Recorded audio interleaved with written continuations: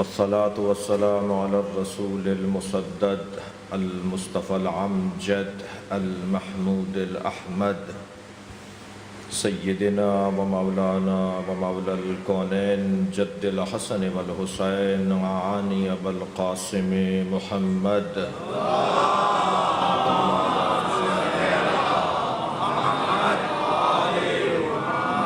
وآله الطيبين الطاهرين المعصومين الذين قال الله إنما يريد الله ليذهب عنكم الرجس أهل البيت ويطهركم تطهيرا.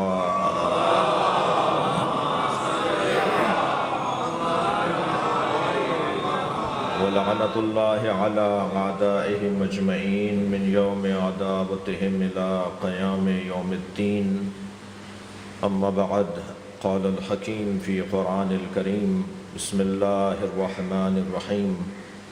قل هو الله أحد الله الصمد لم يلد ولم يولد ولم يكن له كفوا أحد.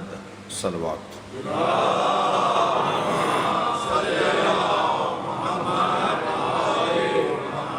التماس ہے ایک سورہ فاتحہ 3 مرتبہ سورہ اخلاص مرحوم مغفور سید علی متقی جعفری ابن سید احفاد حسین جعفری ذاکرہ اہل بیت سیدہ صغیر فاطمہ جعفری بنت علی متقی جعفری اہلیہ مرحومہ سید علی متقی جعفری حضرت علامہ طالب جوہری ذاکر اہل بیت مدحت گزار ائمہ اہل بیت مصائب خان شہدائے کربلا جناب اشرف عباس اور کرونا وائرس میں جو علماء کرام نوحہ خان ماتمی انجمنوں کے بعض سربراہ پورے پاکستان میں اور پوری دنیا میں رحلت کر گئے، رحم اللہ من قرأ الفاتحہ. بسم اللہ الرحمن الرحیم الرحمن الرحیم مالک یوم الدین ایاک نعبد وایاک نستعین اهدنا الصراط المستقیم صراط الذین انعمت علیہم غیر المغضوب علیہم. بسم اللہ الرحمن الرحیم قل اللہ احد لم یلد ولم یولد ولم یکن له کفوا احد. بسم اللہ الرحمن الرحیم قل اللہ احد لم یلد ولم یولد ولم یکن له کفوا احد. اللہم صل علی محمد وعلی محمد. مغفرت کے لیے صلوات پڑھیں.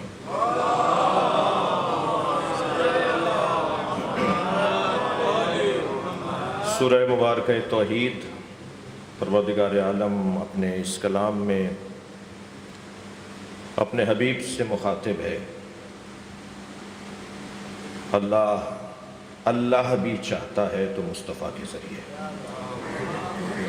وہ اللہ چاہیے جو تمہیں مصطفیٰ سمجھائیں، ورنہ تم الہ ماننے میں تو پہلے ہی غنی تھے.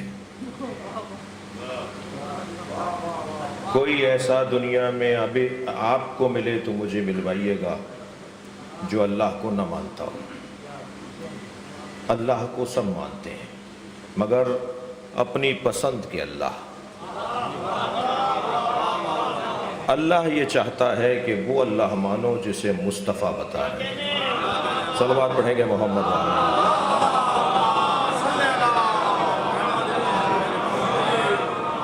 گفتگو آگے بڑھے گی. یہ عنوان رہے گا اس عشرہ محرم کا. سورہ مبارکہ الحمد کی طالب علمانہ نگاہ سے، طائرانہ نگاہ سے اور کشکولی انداز سے گزشتہ 4 سالوں میں تفسیر بیان کرنے کی کوشش کی. اپنی کم علمی کا اور بے وضاحتی کا اور اپنی طالب علمی کا احساس ہے، لہٰذا یہ دعویٰ تو نہیں کہ ہم نے 4 سالوں میں سورہ الحمد کو جو مکمل کرنے کی کوشش کی وہ مکمل ہو گئی. البتہ اتنا ضرور ہے، یہ ہمارے عزیز رسانے جو اس وقت ہماری آوازوں کو، ہماری تصویروں کو محفوظ کر رہے ہیں، یہ جب پوری دنیا میں اور بالعموم بالخصوص پاکستان میں دیکھی جاتی ہے تو چند اہل سنت برادران کی طرف سے مطالبہ ہوا ہے کہ گزشتہ 4 سالوں میں جو سورہ الحمد کی تفسیر اس ممبر سے بیان ہوئی ہے اسے کتابی شکل میں شائع کیا جائے۔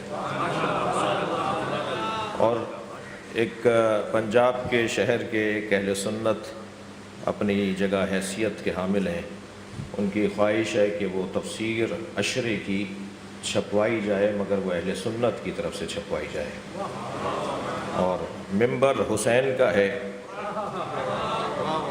اور یہاں کسی کو آنے پر پابندی نہیں ہے۔ یہ امام حسین کا فرش ہے۔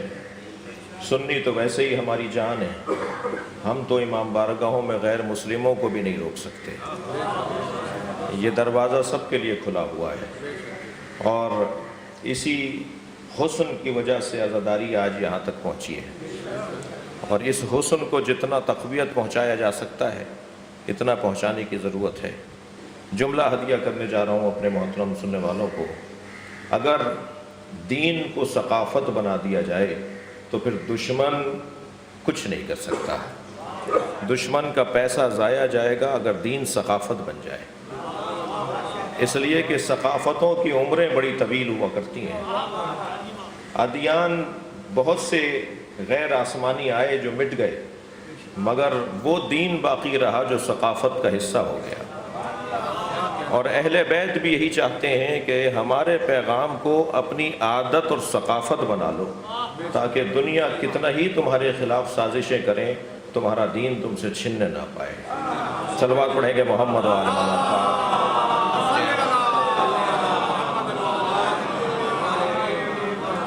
لہٰذا میں ان احباب کے لیے دعا گو رہوں گا، اور آپ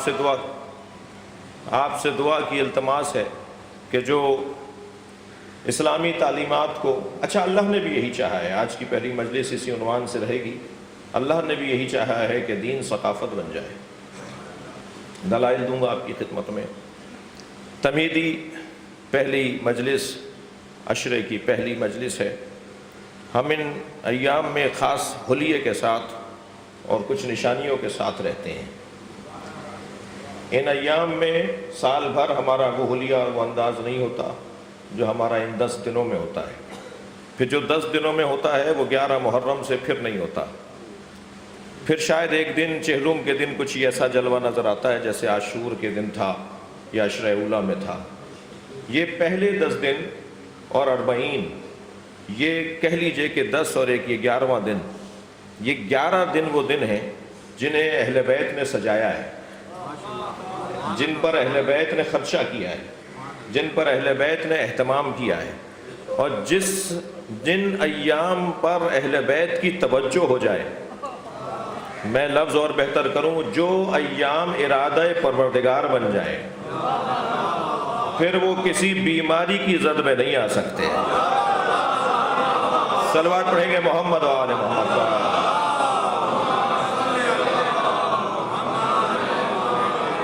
میری مراد جو ہے وہی لی جائے گی۔ میں ہرگز وبا کا انکار نہیں کر رہا، میں ہرگز اس عالمی سطح پر پھیلنے والی بیماری کا انکار نہیں کر رہا، لیکن ہم جس دروازے پر بیٹھے ہیں، ہم جن سے جڑے ہوئے ہیں، ان کا طریقہ یہ ہے کہ حالات کا رونا نہ رونا، حالات سے متاثر نہ ہونا، بلکہ حالات کو متاثر کرنا۔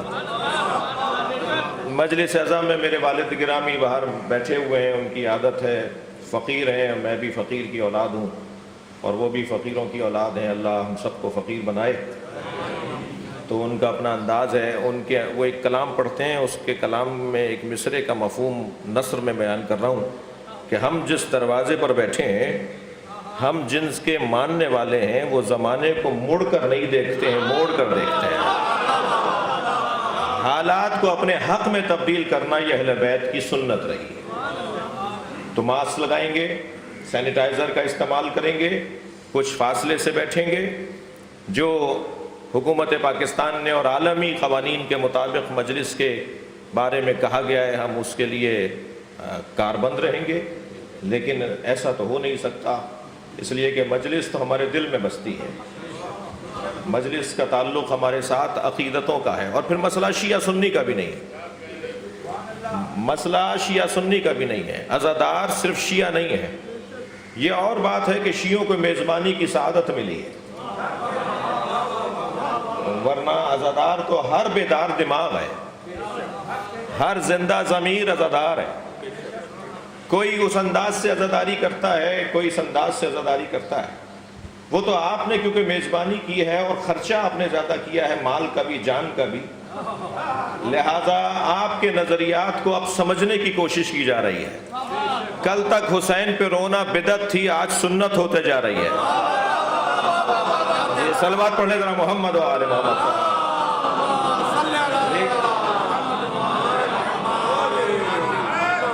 کل تک کالے کپڑوں پہ تنقید ہوتی تھی، آج الحمدللہ کالے کپڑے سمجھ میں آئے ہیں۔ ہم نہیں بدلے ہیں، زمانہ بدل رہا، اور یہی حسن ہے اہل بیت کے چاہنے والوں کا، یہی جمال ہے اہل بیت کی تعلیمات کا، یہی کمال ہے مصطفیٰ کے پیغام کا۔ اور یہ مجلس عزائے امام حسین جو ہماری روایات کا حصہ ہے، ہماری ثقافت کا حصہ ہے، ہماری عادات کا حصہ ہے، آبا و اجداد سے ہم نے عزاداری کو لیا ہے۔ اب بھی ایسے لوگ موجود ہیں، اب بھی ایسا ماحول ہے کہ عزاداری یعنی سادگی، عزاداری یعنی انکساری، عزاداری یعنی خاکساری، عزاداری یعنی تکبر کی نفی، عزاداری یعنی اپنی ذات سے ہاتھ اٹھانا، عزاداری یعنی دوسرے کا خیال رکھنا، عزاداری یعنی تہذیب کا فروغ۔ تمام تر انسانی فطریات سے جو قریب تر چیزیں ہیں اسی کو عزاداری کہا جاتا ہے۔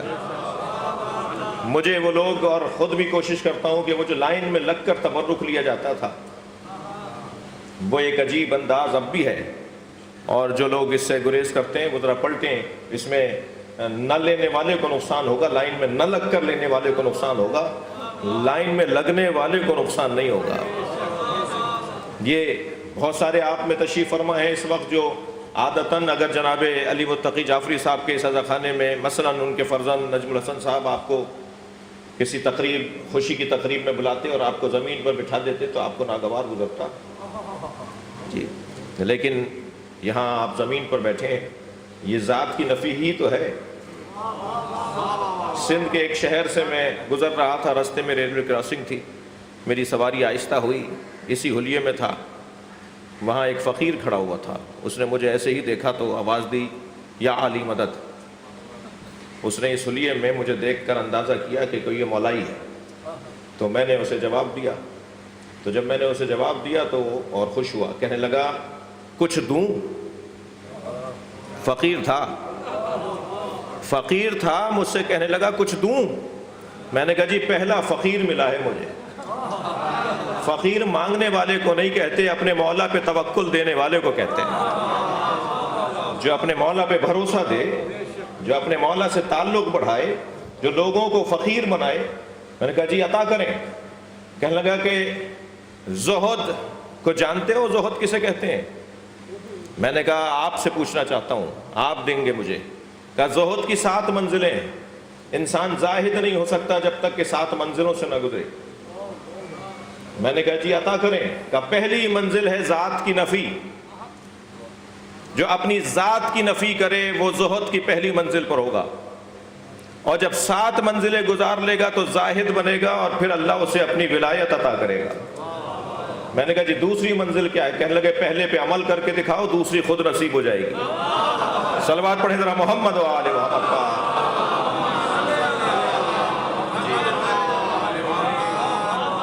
یہ جو ذات کی نفی ہے نا، یہ اپنے آپ کی نفی، یہی تو کمال ہے، یہی تو حسن ہے، اور یہ ایک حاصل ہے عزاداری امام حسین کا، یہ ایک نتیجہ ہے فرش عزا امام حسین۔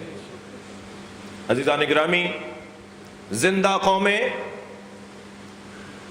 اپنے بزرگوں کی یادوں کو تازہ رکھتی ہیں۔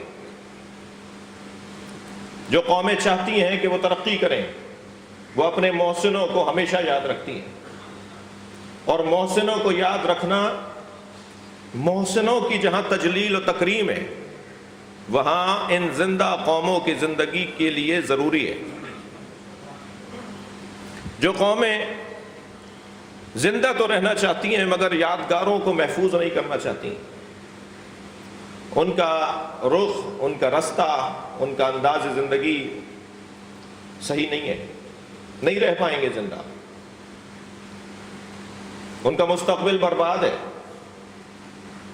جو تجربات حاصل نہیں کرنا چاہتے،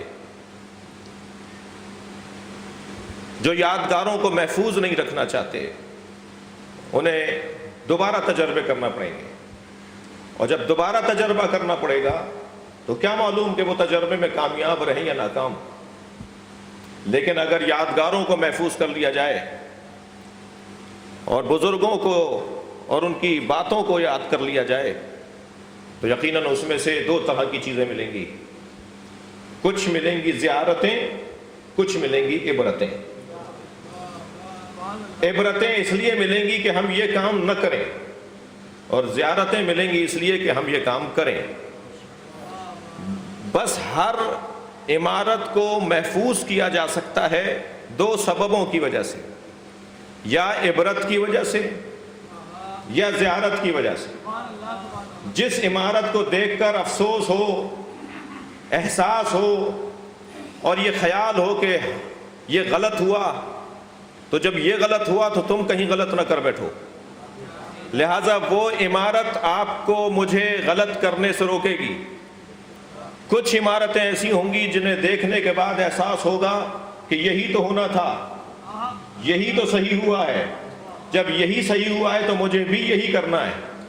تو اب ہم چاہتے یہ ہیں کہ تاریخی عمارتوں کو محفوظ رکھو تاکہ یا عبرت بنے یا زیارت بنے۔ ہم جب مقامات مقدسہ پہ جاتے ہیں تو عبرت لینے بھی جاتے ہیں، ہمیں وہ قبریں بھی نظر آتی ہیں کہ جنہوں نے اہل بیت کے گلے کاٹے، اور ہمیں وہ قبریں بھی نظر آتی ہیں کہ جنہوں نے اسلام کی خاطر گلے کٹوائے۔ آپ خود جا کر دیکھ لیجئے کہ مرید کہاں پائے جاتے ہیں، چاہنے والے کہاں جمع ہوتے ہیں، مظلوموں کے دروازوں پر اور ظالموں کی قبروں پر اور عمارتوں پر۔ لہٰذا یہ تاریخ کوئی نئی نہیں ہے، کوئی نئی بات نہیں ہے۔ تاج محل کو محفوظ رکھا گیا ہے عبرت کے لیے۔ توجہ چاہوں گا،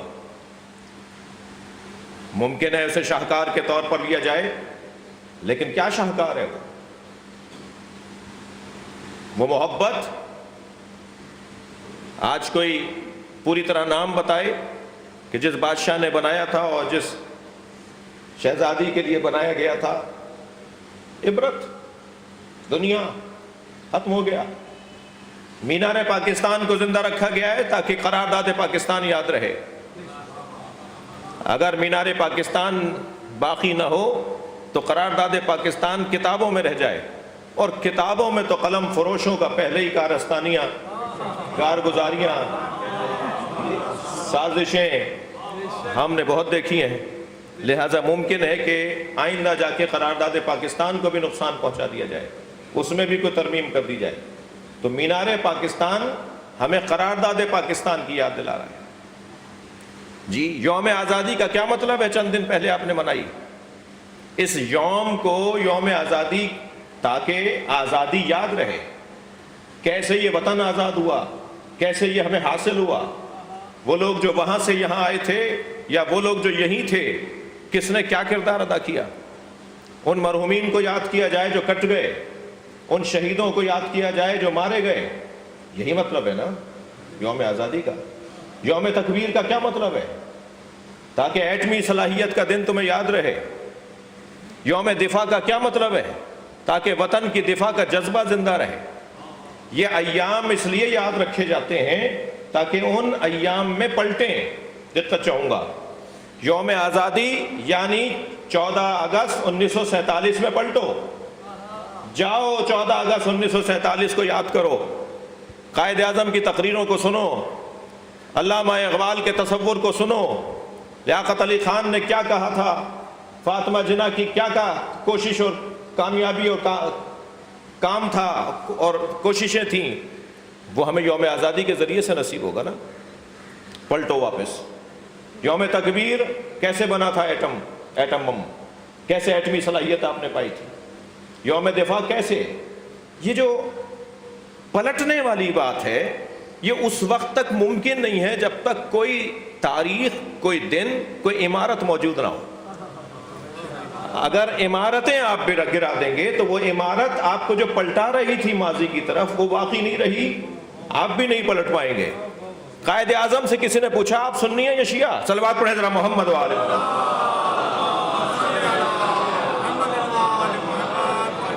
تو قائد اعظم نے بے ساختہ فرمایا میں عصر مصطفیٰ کا مسلمان ہوں۔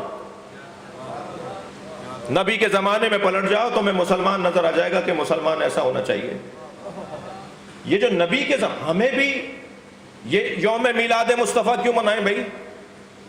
یوم ولادت مولا علی کیوں منائیں؟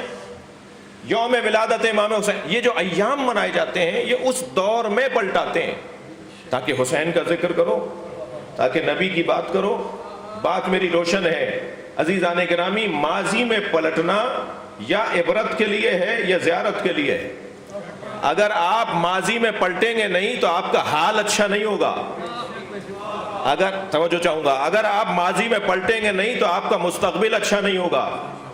آپ دیکھیے عقیدہ ہمارا ہی مانا جائے گا، اور ہمارے سے مراد کوئی تعصب کی بات نہیں کر رہا، معقول، فطری، عقلی، قرآن اور روایات کی روشنی میں جو ممکن ہے وہ بات کرنی چاہیے، جو عقلی ہے وہ بات کرنی چاہیے۔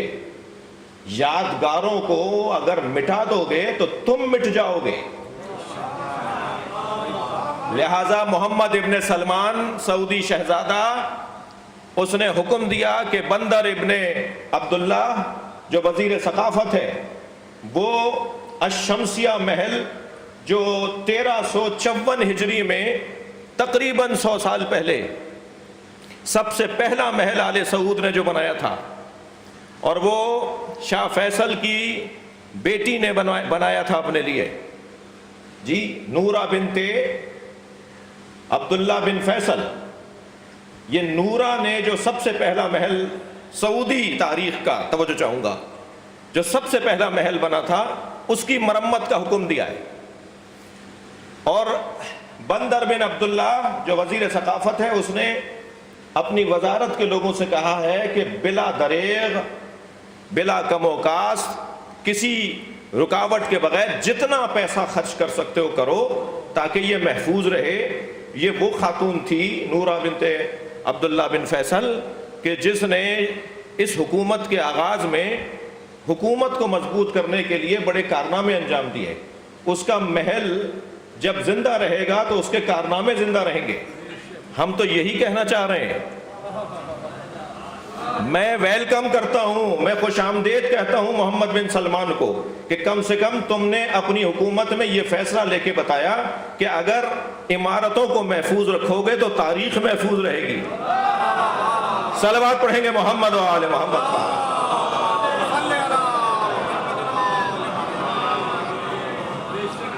عزیزان گرامی، یادیں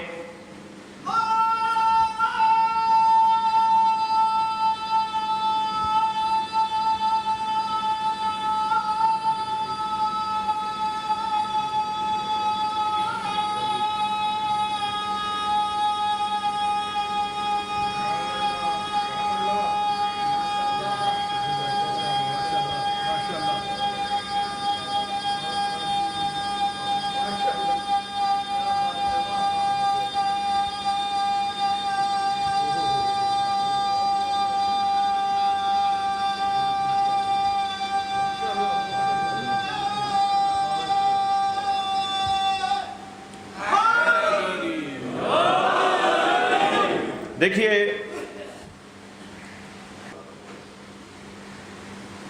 عمارتوں کو گرانا، ایام کو بھلانا، یہ بھلانے والوں کو نقصان ہوگا۔ لہٰذا جو بات سمجھ چکے ہیں، جان چکے ہیں، جانتے ہیں، وہ نہ عمارتوں کو گرنے دیتے ہیں نہ گراتے ہیں۔ اور اگر کبھی حادثہ 1924 میں ہو بھی جاتا ہے تو 1924 سے لے کر تقریباً 100 سال ہونے کو ہیں۔ ایک تحریک جاری ہے، مسلسل آواز بلند کی جا رہی ہے، مسلسل جد و جہد ہے کہ کسی طرح وہ مزار دوبارہ سے تعمیر کیے جائیں، وہ ایام دوبارہ سے منائے جائیں۔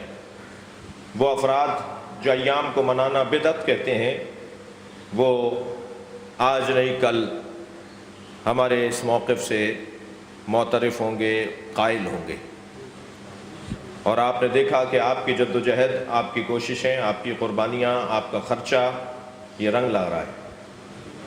یہ عزاداری امام حسین اپنا نتیجہ دے رہی ہے۔ آج پوری دنیا جو اب سے 50 سال پہلے جن باتوں کا اقرار نہیں کرتی تھی، آج اقرار کرنے لگی ہے۔ تھوڑا سا اسلام، تھوڑا سا انسان کو متوجہ ہونے دیجئے، فطریات سے قریب ہونے دیجئے۔ رستے میں جو رکاوٹیں آتی ہیں ان رکاوٹوں کو ہٹانا یہ ریاستوں کا کام ہے۔ جہاد کا مطلب بھی اسلامی تعلیمات کے رستے میں آنے والی رکاوٹوں کو ہٹانا ہے، ورنہ اسلام تلوار کے زور پر نہیں پھیلا ہے، زور زبردستی اور بازو کے اور طاقت کی بنیاد پر اسلام نہیں پھیلا ہے۔ ہاں، منطق، عقل، شعور کی راہ میں جو رکاوٹ آتی ہے اس رکاوٹ کو برطرف کرنا ہی جہاد ہے۔ یہ کام ریاستوں کا ہے کہ جو جنونی لوگ ہیں، جو جذباتی لوگ ہیں، جو غیر منطقی گفتگو کرنے والے لوگ ہیں، جو اسلحے اور زور کی بنیاد پر اپنی بات منوانے کے قائل لوگ ہیں، انہیں ریاست لگام دے اور سمجھائے اور معقول بنائے اور منطقی بنائے اور عقل کی بنیاد پر اور برہان اور دلیل کی بنیاد پر بات کرنے پر آمادہ کرے۔ اگر دلیل اور عقل کی بنیاد پر بات کرنے کا ماحول بن گیا تو یقین جانیے جسے عقل اول کہتے ہیں وہ مصطفیٰ ہیں، اور اس مصطفیٰ کے جز کو علی کہا جاتا ہے۔ ہو نہیں سکتا کہ کوئی کام جو اہل بیت نے بتایا ہو وہ عقل کے عین مطابق نہ ہو۔ لہٰذا آہستہ آہستہ آپ اپنا جہاد، اپنی جد و جہد، اپنی کوشش جاری رکھیں گے، اور وقت بہت قریب ہے۔ مجھے تو ظہور کی خوشبو آ رہی ہے، اس لیے کہ امام کے ظہور سے پہلے حقائق روشن ہوں گے، اور حقائق روشن ہونا شروع ہو گئے۔ جن لوگوں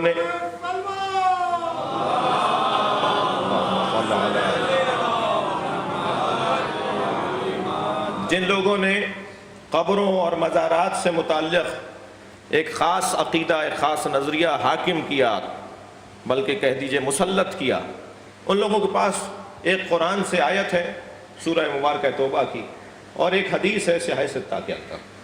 وہ جو آیت جس کا سہارا لے کے مزارات کو منہدم کیا، یادوں کو مٹایا، اور ایام کو جب ظاہر مزار نہیں رہے گا، جب یادگار نہیں رہے گی تو پھر یاد نہیں رہے گی، یہ سوچ تھی جی اس کے پیچھے۔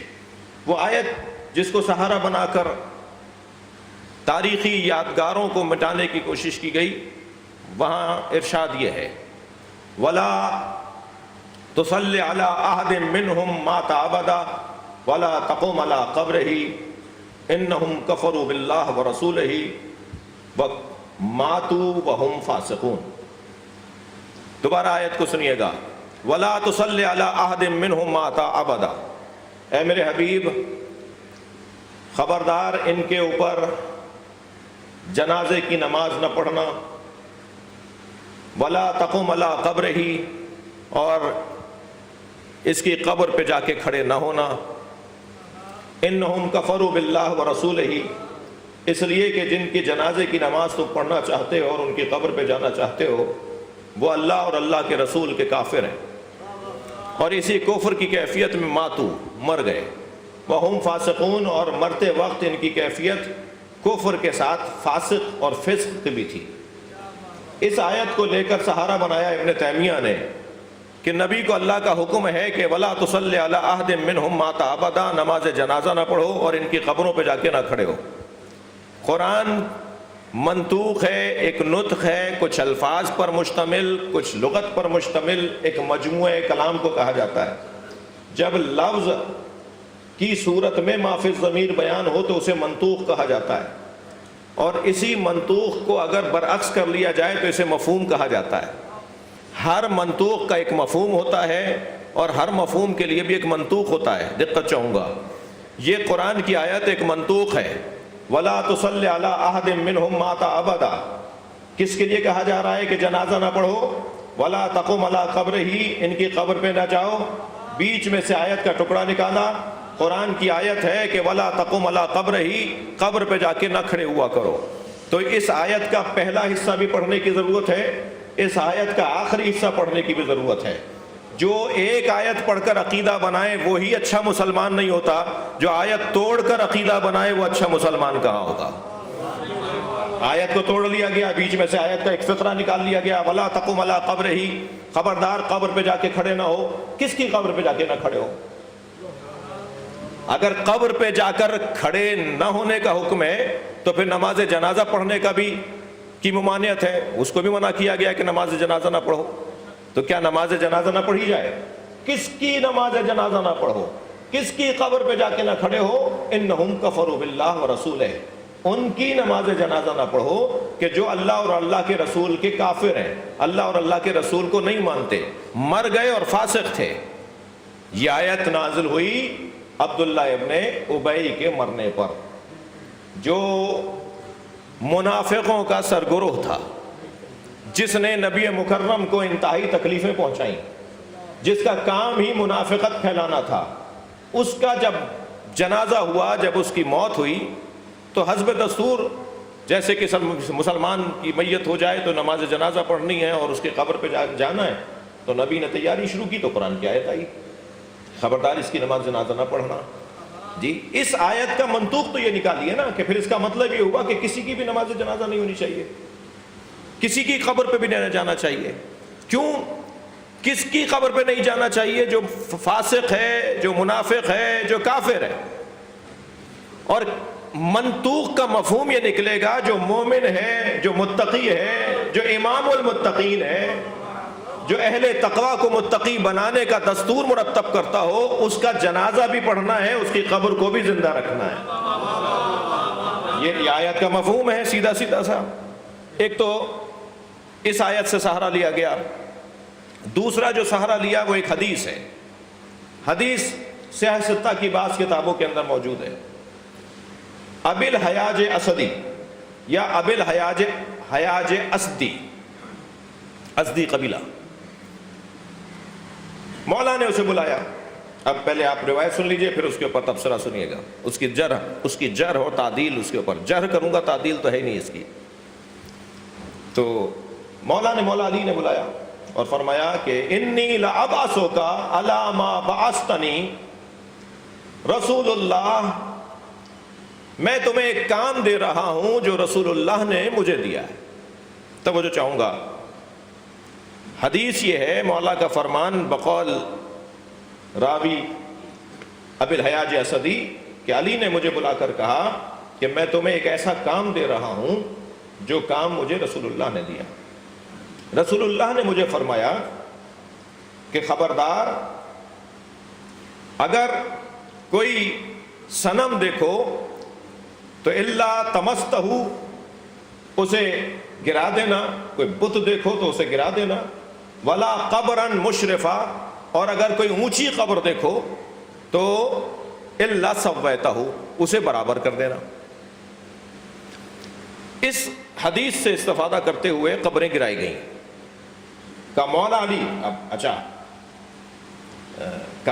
کارستانی دیکھیے کہ مولا علی سے منسوب ایک فرمان کو بیان کیا جائے گا، کیونکہ سب سے زیادہ جو مزارات سے متعلق ہوں گے وہ یا شیعہ ہوں گے یا وہ خوش عقیدہ سنی ہوں گے، جو مزاروں والے ہیں، جو توسل والے ہیں، جو درگاہوں والے ہیں، جو اولیاء الہی کو ماننے والے ہیں، لہٰذا وہ بھی علی کے مرید ہیں، یہ بھی علی کے شیعہ ہیں، وہ بھی مولا کائنات کو تصوف کے سلسلوں کا سر سلسلہ مانتے ہیں۔ لہٰذا جب علی نے کہا ہے تو احساسات اور جذبات، خیال رہے عزیزان گرامی، یہ طریقہ آج کا نہیں ہے، یہ طریقہ ہمیشہ کا ہے۔ مقدسات کو ڈھال بنانا اور عقیدتوں سے کھیلنا، یہ کبھی صفین میں رہا ہے، کبھی سعودی عرب میں رہا ہے، کہ اگر آپ نے مقدسات کو آگے کیا تو اب لوگ گھبرائیں گے، مولا کا فرمان ہے جی، علی کے نام پر ہی علی والوں کو دھوکا۔ شیعہ سادہ لوہ کو نہیں کہتے، زیرک اور سمجھدار ہوتا ہے جو علی کا چاہنے والا ہو، ہوشیار اور معاملہ فہم ہوتا ہے جو اہل بیت کا چاہنے والا ہو۔ سادہ لوہی، بصیرت سے دوری، سمجھداری کا فقدان، یہ اہل بیت کے چاہنے والوں کی نشانی نہیں ہے۔ اس مجلس کا ایک نتیجہ میرے محترم سننے والوں یہی تو ہے کہ یہاں جتنی بصیرت تھی اس سے اور بڑھتی ہے جب ہم فرش اعضاء سے اٹھ کے جاتے ہیں۔ ہم ہر مجلس میں ایک قدم آگے آ رہے ہوتے ہیں، ہر مجلس ہمارے عرفان میں، معرفت میں، سوچ سمجھ میں اضافہ کر رہی ہوتی ہے۔ اور اگر کبھی کسی مجلس میں، توجہ چاہوں گا، کچھ نہ مل رہا ہو تو مجلس کی مخالفت نہ کیجیے گا۔ میں جملہ پھر بہتر کر کے پیش کروں، اگر اسکول میں تعلیم اچھی نہ ہو تو اسکول بند نہیں کرتے، ٹیچر تبدیل کرتے ہیں۔ ٹیچر تبدیل کر دیجئے اگر بات وہاں سے نہیں پہنچ رہی مولا کے نام پر۔ اس حدیث کے اوپر ذرا جرح کیجئے گا، ذرا توجہ کیجئے گا۔ انی لا ابعثک علی ما بعثتنی رسول اللہ، میں تمہیں وہ کام دے رہا ہوں جو رسول اللہ نے مجھے دیا۔ تو پہلا تو یہ کہ خود رسول اللہ نے کیوں نہیں کیا؟ اگر یہ کام مزارات کو گرانے کا، تھک تو نہیں رہے میری باتوں سے؟ تھوڑا گردن ہلاتے رہیے۔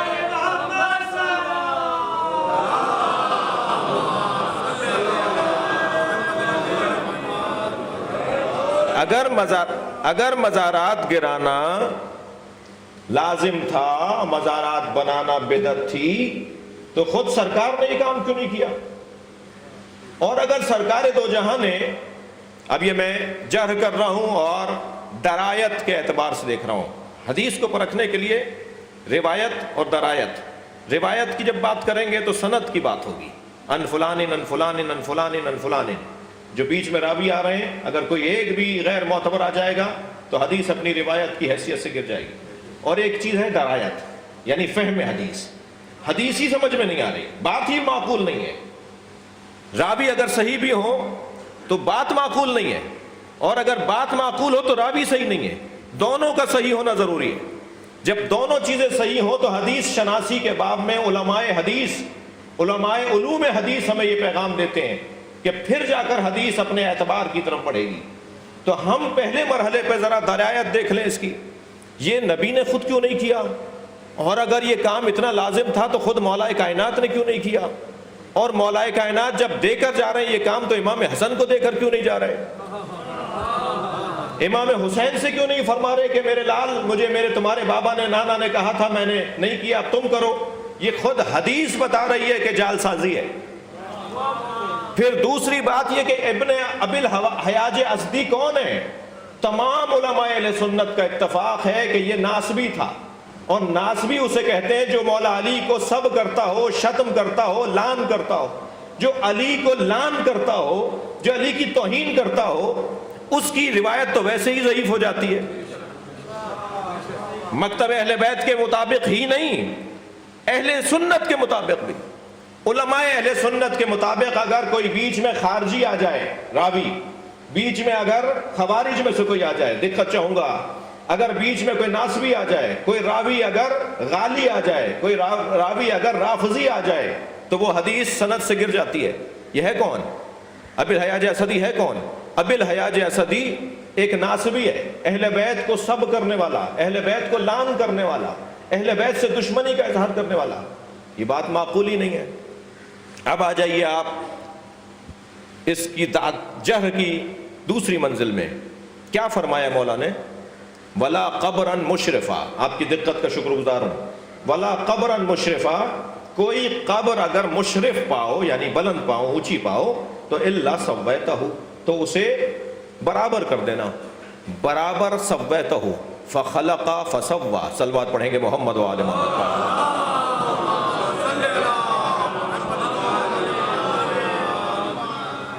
سورہ مبارکہ اعلیٰ کے اندر خلق فسوا، اللہ نے ہر مخلوق کو اس کے مطابق بنایا ہے۔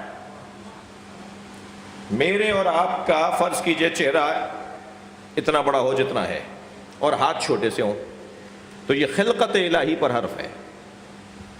میرے بدن کے مطابق میرے ہاتھ ہوں گے، میرے بدن کے مطابق میرے پیر ہوں گے۔ ہر وجود کو اللہ نے اس کے مطابق ڈھالا ہے۔ توجہ چاہوں گا، خلق بھی کیا ہے، فسوا، اور تعدیل اور مناسب بھی رکھا ہے۔ مولا تو مزار بنانے کی بات کر رہے ہیں، مولا تو قبروں کو بنانے کی بات کر رہے ہیں اگر اسی حدیث کو مان رہے ہو۔ حدیث کیا کہہ رہی ہے؟ وَلَا قَبْرًا مُشْرِفًا إِلَّا سَوَّيْتَهُ، اگر کسی قبر کو مشرف اور بلند پاؤ تو اس کو کیا کر دو؟ برابر کر دو۔ ہر ایک کی برابری اس کے حساب سے ہے، جو اس قابل ہی نہیں ہے کہ اس کا مزار بنایا جائے اس کا مزار نہ بننے دینا، اور جو معتبر ہو اس کا مزار بنانا۔ یعنی اسی حدیث سے برابری کی، جس کا جو مقام ہے اس کے مطابق اس کی قبر ہونی چاہیے۔ ایک منزل اور آگے آ جائیے، قرآن مجید نے آواز دی، اللہ اکبر، فی بیوت اذن اللہ ان ترفع ویذکر فیہا اسمہ۔ اللہ نے، دقت چاہوں گا اس میرے پیغام پر، اللہ نے ان گھروں کو بنانے کا حکم دیا ہے جن گھروں میں اللہ کا ذکر ہوتا ہے۔ فی بیوت اذن اللہ ان ترفع ویذکر فیہا اسمہ، جن گھروں میں اللہ کا ذکر ہوتا ہے ان گھروں کو تعمیر کرو، ان گھروں کو بناؤ۔ تو اصحاب تشریف فرما تھے، نبی نے آیت پڑھ کر سنائی۔ ایک صحابی نے کہا یا رسول اللہ یہ گھر کون سے ہیں جنہیں بنانے کا حکم دیا ہے؟ میرے مولا نبی نے فوراً فرمایا بیوت الانبیاء، یہ انبیاء کے گھر ہیں۔ حضرت ابو بکر برابر میں بیٹھے ہوئے تھے، روایت بڑی مستند اور صحیح السند ہے، آواز دے کر کہا منہم ھذا المکان، علی کے گھر کی طرف اشارہ کیا، یا رسول اللہ یہ والا گھر ان گھروں میں ہے جنہیں بنانے کا حکم دیا ہے؟ بے ساختہ سرکار نے فرمایا نعم من افضلها، یہ ان سارے گھروں میں افضل گھر ہے۔ صلوات پڑھیں گے محمد و آل محمد کا۔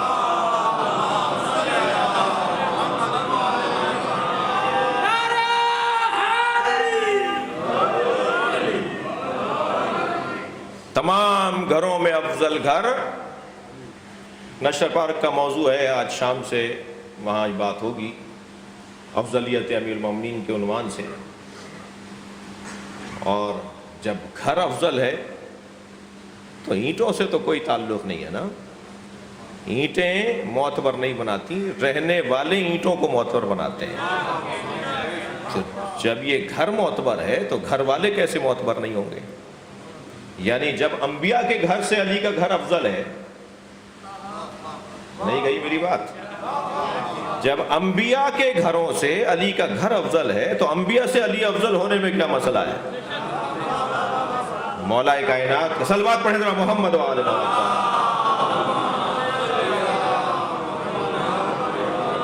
یہ تفصیل سے بات ہوگی اور وہاں کا مضمون ہے عزیزان گرامی، گھروں کو بنانا، جن گھروں میں اللہ کا ذکر ہوتا ہے انہیں تعمیر کرنا، ان کی مرمت کرنا۔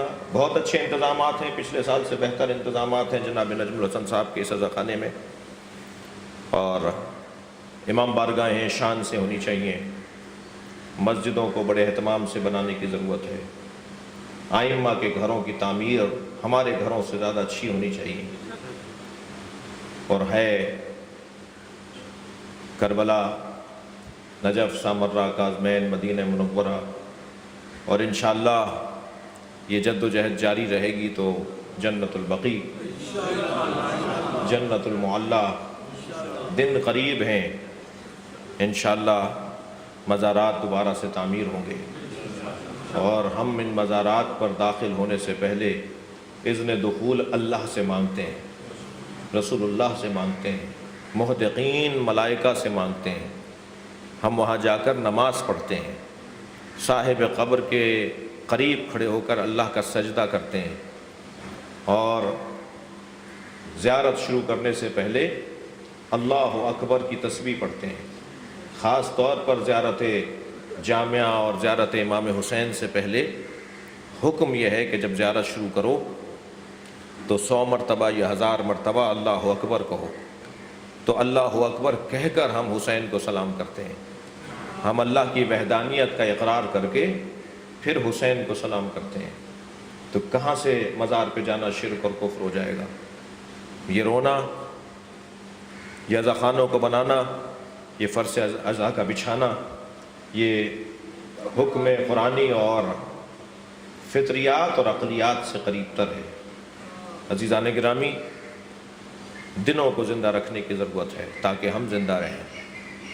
یہ عشرہ محرم اہل بیت نے زندہ رکھا ہے۔ ابھی چاند رات طے نہیں ہوتی تھی کہ آج چاند ہوا یا نہیں۔ امام جعفر صادق کی گلی میں گزر بڑھ جاتا تھا۔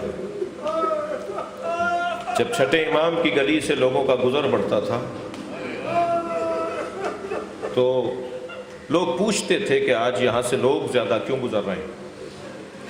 تو جواب دیا جاتا تھا کہ اگر اس گھر سے رونے کی آواز آ گئی، امام کے گھر کی طرف اشارہ کر کے لوگ کہتے تھے، اگر امام کے گھر سے رونے کی آواز آ گئی تو ہم سمجھ جائیں گے کہ چاند نمودار ہو گیا، محرم کا چاند دکھائی دے گیا۔ ابھی چاند رات آتی تھی کہ اہل بیت کے گھر میں فرش عزا بچھ جاتا تھا، کالے کپڑے پہنے جاتے تھے، دیواروں کو سیاہ کیا جاتا تھا، کپڑے لٹکائے جاتے تھے۔ اجعلوہا سودا، انہیں کالا کر دو، انہیں کالے کپڑوں سے مزین کرو۔ حتی یعلم الناس نحن فی عزاء اولاد زہرا، کالے کپڑے پہنو تاکہ لوگ سمجھیں کہ اولاد زہرا کے عزادار ہیں۔ اجرکم اللہ۔ چاند رات اہل بیت کی طرف سے اہتمام، عجیب روایت ہے۔ علامہ مجلسی نے بہار میں لکھا ہے کہ جب چاند رات نمودار ہوتی ہے نا تو مجلس امام حسین میں جناب زہرا آتی ہے۔ روایت سن لیجئے، روایت کہتی ہے فاطمہ تو تجی، جب فرش بچھ جاتا ہے تو فاطمہ آ جاتی ہے۔ فی مجلس یذکر فیہا مصائب الحسین، اس مجلس میں فاطمہ آتی ہے جس مجلس میں حسین کے مصائب کو بیان کیا جا رہا ہوتا ہے۔ معہا مریم و آسیۃ و خدیجہ، اور جناب زہرا کے ساتھ حضرت مریم بھی آتی ہیں، حضرت آسیہ بھی آتی ہیں، حضرت خدیجہ بھی آتی ہیں۔ اور سنیں گے روایت کیا کہتی ہے، فی یدہا خرقۃ، بی بی کے ہاتھ میں ایک رومال ہوتا ہے،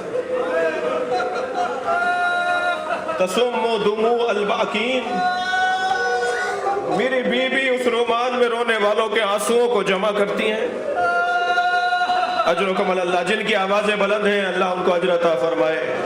جو رونا چاہتے ہیں اپنی آوازوں کو آزاد کریں گے جب آپ بلند آواز سے روتے ہیں۔ تو یہ آرزو ہے اہل بیت کی، یہ آرزو ہے اہل بیت کی، اہل بیت ایسے ہی چاہتے ہیں۔ جی تسم دموع الباکین، رونے والوں کے آنسوؤں کو جمع کرتی ہیں۔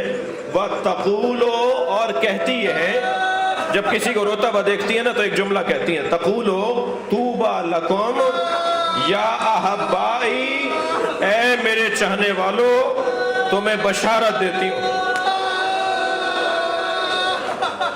اے میرے چاہنے والوں تمہیں بشارت دیتی ہوں، تبکون علی حسین، اس لیے کہ تم میرے حسین پر رو رہے ہو۔ اب حدیث تو یہاں تک لکھی گئی ہے، لیکن میں نے ایک بزرگ سے سنا کہ ان بیویوں کے ساتھ ایک 4 سالہ بچی بھی آتی ہے۔ اجرکم اللہ، اجرکم اللہ۔ وہ اپنی دادی سے کہتی ہے، دادی یہ میرے بس نے کہا، مولا کس نے آپ کو تکلیف پہنچائی؟ کون تھا جس نے آپ کو اونچی آواز میں بات کرنے پر آمادہ کیا؟ امام نے دستہ شمشیر پر ہاتھ رکھتے ہوئے فرمایا، عباس یہ مدینہ ہے، کربلا نہیں ہے، تمہیں تو کربلا کے لیے ذخیرہ کیا ہے، تمہاری شجاعت کے جوہر تو کربلا میں دکھائی دیں گے۔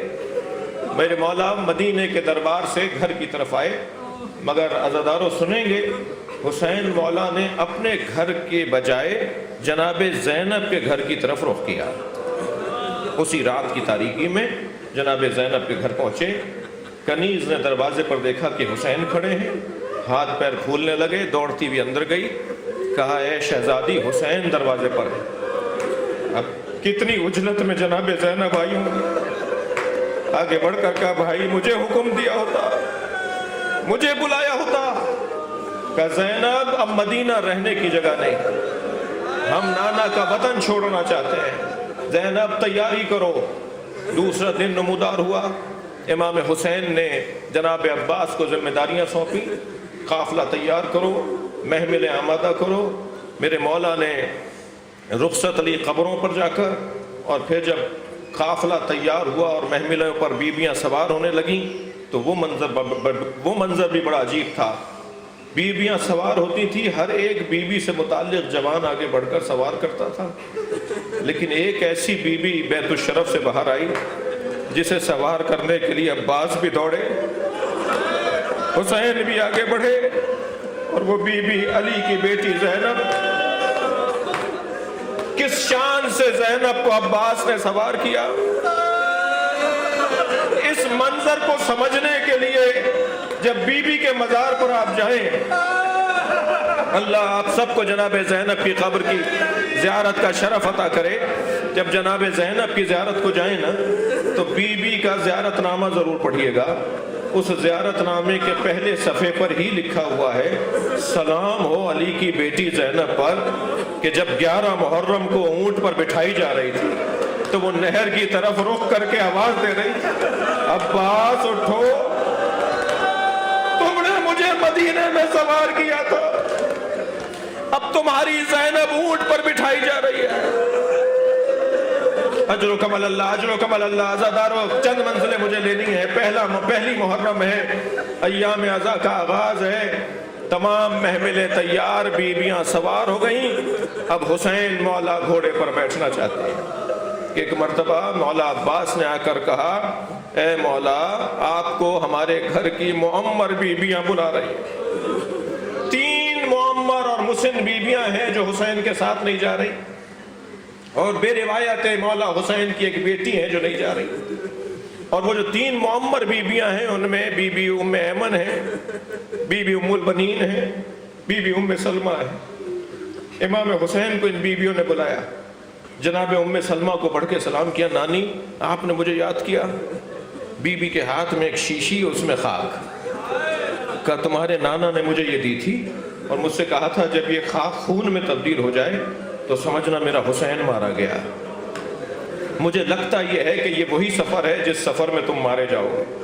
تو جناب امام حسین نے فرمایا، ہاں اماں یہ وہی سفر ہے۔ سنیں گے عزادارو؟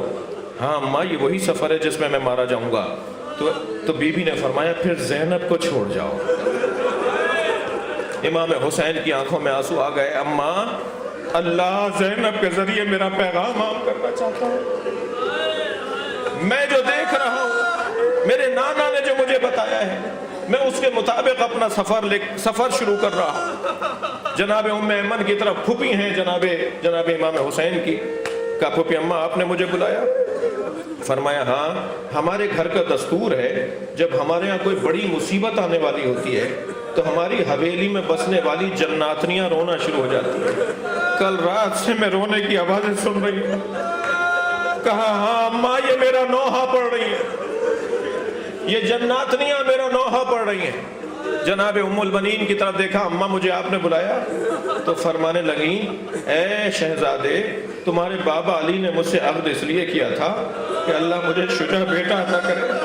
میں کبھی کبھی سوچتی ہوں کہیں عباس وفاداری میں کوتاہی نہ کر جائے، کہیں تمہارے بابا کی آرزو پوری نہ ہونے پائے۔ جناب عباس عقب میں کھڑے تھے، آواز دی عباس قریب آؤ، اپنی ماں کو اپنی وفاداری کا احساس دلاؤ۔ اجرکم اللہ، اجرکم اللہ۔ مجھے اندازہ ہے آپ نے بہت گریہ کر دیا، مگر مجھے ایک منزل اور لینے دیجئے عزادارو۔ قافلہ چلا، ابھی یہ قافلہ مدینے سے کچھ باہر گیا تھا کہ جناب عباس گھوڑا دوڑاتے ہوئے امام حسین کے ذوالجناح کے قریب آئے، کہ مولا ہمارے قافلے کے پیچھے ایک مختصر سا قافلہ چل رہا ہے۔ امام نے فرمایا عباس تم نے پوچھا نہیں کون لوگ ہیں، تم نے جانا نہیں کون ہے؟ کہ مولا صحابی پیغمبر ہیں حضرت عبداللہ ابن عروہ غفاری، ان کا ایک غلام ان کے ساتھ ہے، ان کا ایک بیٹا ان کے ساتھ ہے، 3 سوار ہیں اور ایک سواری پہ سامان لدھا ہوا ہے، مختصر سا قافلہ ہے جو ہمارے قافلے کے پیچھے آ رہا ہے۔ امام نے جیسے ہی نانا کے صحابی کا نام سنا، فوراً ذوالجناح سے کہا مجھے نانا کے صحابی تک پہنچا۔ جب حسین پہنچے تو اس صحابی کے سن بہت بلند ہے، بڑا ہے، مسن ہے، معمر ہیں، ضعیف العمر ہیں، حضرت عبداللہ ابن عربہ غفاری. ہاتھ پیروں میں راشا بھی تھا، کمر خمیدہ بھی تھی، بال سفید بھی تھے. آگے بڑھ کر کہا کہ صحابی کہاں کا ارادہ ہے، اس بڑھاپے میں آپ کہاں جا رہے ہیں؟ فرمائے حسین تم چھوٹے تھے، نبی خطبہ دے رہے تھے، تم مسجد میں داخل ہوئے، تمہارا کرتا تمہارے پیروں میں الجھا، تم زمین پر گرے، نبی نے ممبر چھوڑ دیا، تمہیں اپنی آغوش میں لے کر ممبر پر بیٹھے اور ہم صحابیوں سے خطاب کر کے کہا میرے حسین کو پہچانو. اگر یہ مدینہ چھوڑے، وطن چھوڑے اور اس کے ساتھ اس کے بچے بھی ہوں اور تم میں سے کوئی زندہ ہو تو میرے حسین کا ساتھ ضرور دینا. اے حسین میں بوڑھا ضرور ہوں مگر مجھے نبی کی وصیت پر عمل کرنا، میں تمہارے ساتھ کربلا جاؤں گا. عزاداروں میں مجلس مکمل کر رہا ہوں. امام حسین نے گلے سے لگا کے گریہ کیا اور فرمایا اب آگے آئیے، ہمارے قافلے میں چلیے، علی اکبر آپ کی خدمت کریں گے، عباس آپ کی خدمت کریں گے. تو عربہ غفاری نے ہاتھ جوڑ کر کہا مولا مجھے علیحدہ رہنے دیجئے، آپ کا قافلہ آگے چلے، میں کچھ فاصلے پر پیچھے چلوں گا. امام نے وجہ پوچھی تو کہنے لگے اس قافلے میں زینب کی سواری ہے. میں کہوں گا عبداللہ ابن عربہ غفاری تم نے بڑا ادب کیا، تم 11 محرم کو ہوتے تو دیکھتے، جس زینب کے ادب میں تم قافلے میں نہ چلے اس زینب کے سر سے چادر اتار. اللہ لعنت اللہ اللہ یا اللہ ان آوازوں پر رحمت نازل فرما، رونے والوں کی توفیقات میں اضافہ فرما، ہم سب کی عاقبت بخیر فرما، اور امین مغفورین کے نام جن